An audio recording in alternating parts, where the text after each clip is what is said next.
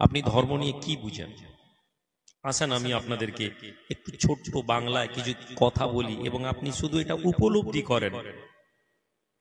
আপনি দল নিয়ে ব্যস্ত হয়ে আছেন, আপনি দল বানিয়ে ব্যস্ত হয়ে আছেন, আপনি মনে করছেন আমি যে দলটা করছি এই দলটাই আমি জান্নাতে চলে যাবে, এটা আপনি ভাবছেন। আপনি সিলসিলা নিয়ে ব্যস্ত আছেন, আপনার মতবাদ নিয়ে ব্যস্ত আছেন। ওই মতবাদ কতটা কোরআন সুন্নাহর আলোকে এটা আপনি জানার চেষ্টা করেছেন কিনা জানি না। আপনি নামাজ পড়েন, আপনি মনে করেছেন এটাই ইসলাম। আপনি একজন আলেমের পাশে বসেছেন, তিনি আপনাকে এটাই বুঝিয়েছেন নামাজ যখন পড়ে নিয়েছো ব্যাস নামাজ পড়লেই জান্নাত।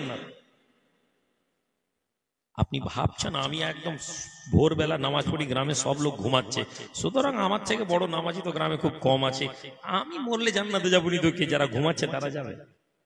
এই ভাবনা আমার মধ্যে আছে। কেন না আমরা ধর্ম জানি না। We don't know the meaning of Islam, we don't know the true value of our Islam, hour religion, we don't know. ফলে আমরা আত্মসন্তুষ্টির মধ্যে বসে আছি। আমি কিয়াম পড়ে নিলাম, আমি মনে করলাম যে আমি কিয়াম পড়ছি মানে আমি নবীর গোলাম। আমি একজন বক্তাকে আলেমকে নিয়ে সে নবীর নামে শের শায়েরি পড়েছে, মজলিস থেকে মারহাবা সুবহানাল্লাহ নারায়ে রিসালাত, আপনি মনে করছেন এটাই করলে মনে হয় নবীজি খুশি হবেন, কেননা নবীর নামে আমরা কবিতা পড়ছি। আমি বলছি না এগুলো কোনো ভুল কাজ, একটাও বলছি না যে এই ভাবনাগুলো কোনটা ভুল, কিন্তু আমি বলছি কি নবীজি আমাদেরকে এটাই বলেই দিয়ে গেছিলেন। আসেন, নবীজির জামানায় মানুষকে আমরা তিনটা শ্রেণীতে আমরা দেখতে পাই। ফার্স্ট শ্রেণী হচ্ছে মুমিন, বিলিভার্স এন্ড নন বিলিভার্স। মুমিন এবং কুফার, মুশরিক, বেদিন। মুমিনদের মধ্যে যারা আল্লাহ নবীকে মেনেছে, যারা আল্লাহ নবীর বিধানকে মেনেছে, কলমা পড়েছে, নামাজ পড়েছে, রোজা রেখেছে, হজ করেছে, যাকাত দিয়েছে, এরা মুমিন মুসলমান। এদের অপোজিটে কুফারে, মুশরিকিনে আরব, মুশরিকিনে মক্কা, মুশরিকিনে ইহুদি, মুশরিকিনে মদিনা, ইহুদি, নাসারা, বিভিন্ন ধর্মের লোক যারা নবীকে মানেনি, তারা নবীর দিন থেকে আলাদা নিজেদেরকে করেছে, এরা হচ্ছে বেদিন। কি ভাই ঠিক না ভুল বলছি? এতটা তো আপনারা জানেন নাকি? আচ্ছা, মুসলমানদেরকে কি ক্যাটেগরিক্যালি আমরা ডিভাইডেড করতে পারি? আপনারা কি বলতে পারবেন মুসলমানদেরকে কোরআন এবং ইসলাম দুটো ভাগে বিভক্ত করেছে? কে কে বলতে পারেন? একটু হাত তুলে বলেন তো দেখি, কে জানেন? আল্লাহ নবী জামানায় মুসলমানদেরকে দুটো ভাগে ভাগ করা হয়েছিল, এবং সেই ভাগ দুটো কি কি কি নাম কে বলতে পারবেন? আচ্ছা আমি আপনাদেরকে বলি, আল্লাহ নবী জামানায় দুটো ভাগ হয়েছিল, একটা হচ্ছে মুমিন আর একটা হচ্ছে মুনাফিক। কি ভাই ঠিক বলছি না ভুল বলছি? আচ্ছা, মুমিন আর মুনাফিকের মধ্যে পার্থক্য কি? মুমিন নামাজ পড়তো, মুনাফিক নামাজ পড়তো না? নামাজ পড়তো না পড়তো নি? আপনারা এটাও ঠিক মতন জানেন না। মুমিন নামাজ পড়তো, মুনাফিক নবীজির পাশে দাঁড়িয়ে নামাজ পড়তো। মুমিনেরা নামাজ পড়তো, মুনাফিকরা সাহাবাদের মতন প্রথম কাতারে এসে নামাজ পড়তো। সো ইট ইজ ক্লিয়ার, এটা পরিষ্কার যে শুধু নামাজ পড়ে নিলে আমরা মুমিনদের অন্তর্ভুক্ত হব না। মুমিন রোজা রাখতো, মুনাফিক রোজা রাখতো না রাখতো? রাখতো। মুমিন জিহাদ করেছে, মুনাফিকরা নবীজির সাথে জিহাদে বেরিয়েছে। মুমিন কলমা পড়েছে, সবচেয়ে ইম্পর্টেন্ট যেটা আমরা যেটা শুনেছি, মান ক্বালা লা ইলাহা ইল্লাল্লাহ ফাদাখালাল জান্নাহ, whoever declare that there is no god but Allah enter into the jannah, enter into the heaven. আল্লাহর নবী বলছেন যে লা ইলাহা ইল্লাল্লাহ বলবে সে জান্নাতে যাবে। ফলে এটা আমাদের কাছে পরিষ্কার হয়ে গেছে যে আমরা লা ইলাহা ইল্লাল্লাহ বলি, সুতরাং আমরা জান্নাতে যাব। এটা আমাদের মনে হয়েছে, কেননা আমরা ধর্ম বলুন জানি না। আল্লাহ নবী, দয়ার নবী, নূর নবী, রাসূল আরবির জামানায় মদিনার মানুষেরা আল্লাহ নবীর দরবারে এসে যেত, হে মুসলমান ছেলে জওয়ানেরা, যুবকেরা, তোমরা যদি মনে করো তোমরা নামাজ পড়ে নিয়েছো, রোজা রেখে দিয়েছো, হজ করে নিয়েছো, যাকাত দিয়ে দিয়েছো, আর এই কথার জন্য তোমরা জান্নাতে যাবে, শুনে নাও, শুনে নাও, শুনে নাও। মুনাফিকে মদিনা, মদিনার জমিনে যারা মুনাফিক ছিল, ওই মুনাফিকরা রাসূলুল্লাহর দরবারে আসতো, আল্লাহ নবীকে ঘোষণা দিত। আল্লাহ পাক কোরআনে বলেন, ইজা জাআকাল মুনাফিকুনা ক্বালু নাশহাদু ইন্নাকা লারাসূলুল্লাহ।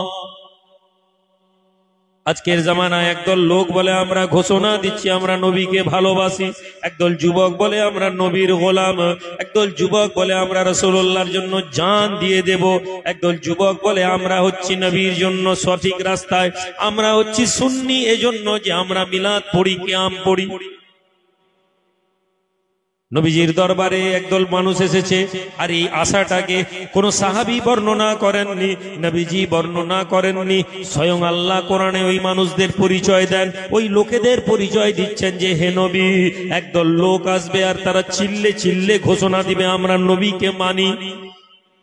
ইজা জাআকাল মুনাফিকুনা ক্বালু নাশহাদু ইন্নাকা লারাসূলুল্লাহ।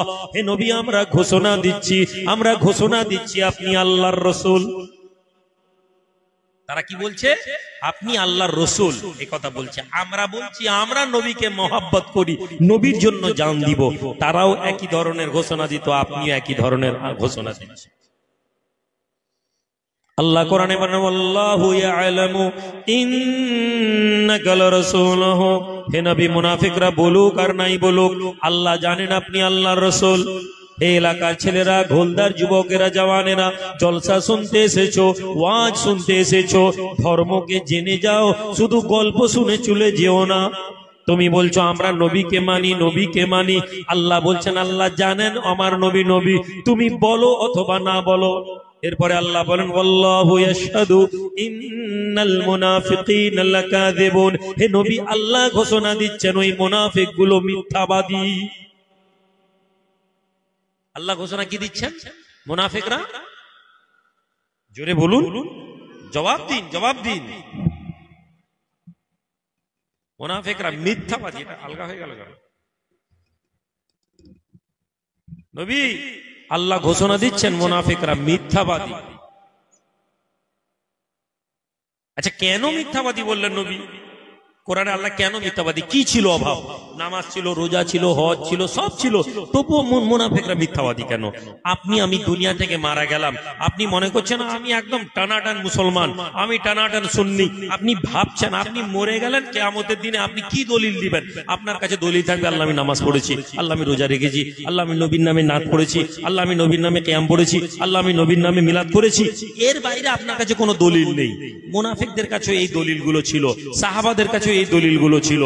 আপনি কিসের জন্য গ্যারান্টি নিচ্ছেন যে আপনি মুনাফিকদের কাতারে থাকবেন না? এটা আত্মবিশ্বাস আপনাকে কে দিল?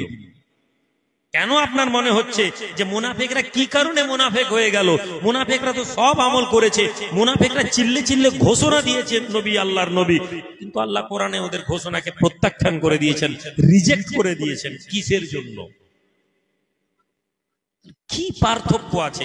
আমি মরলাম আর আমি দেখলাম যে আমার নামটা মুনাফিকদের খাতায় এসে গেছে, কি করব আমি?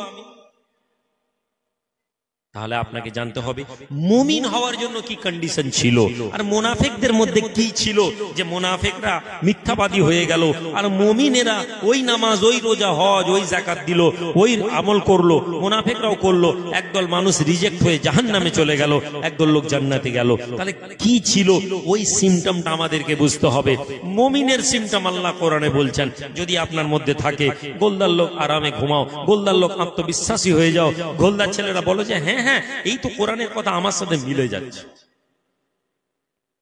আল্লাহ পাকের কোরআন বলে, মুমিনের ডেফিনিশন আমাকে আপনাকে জানতে হবে। যুবক ছেলে, জওয়ান ছেলে, যদি নামাজ পড়ে নিয়ে তুমি মনে করো তুমি মুমিন হয়ে গেছো, যদি হজ করে মনে করো মুমিন হয়ে গেছো, কিন্তু তুমি মুমিন হতে পারবে না।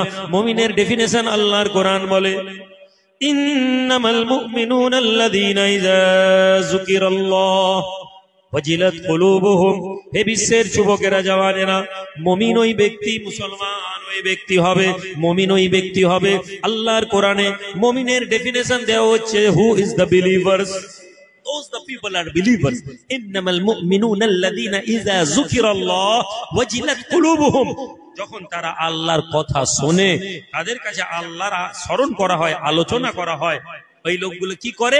ওয়াজিলাত কুলুবুহুম, দেয়ার হার্ট বিকাম ফিয়ারফুল, তাদের অন্তরটা আল্লাহর ভয়ে ভীত হয়ে যায়। জোরে বলুন।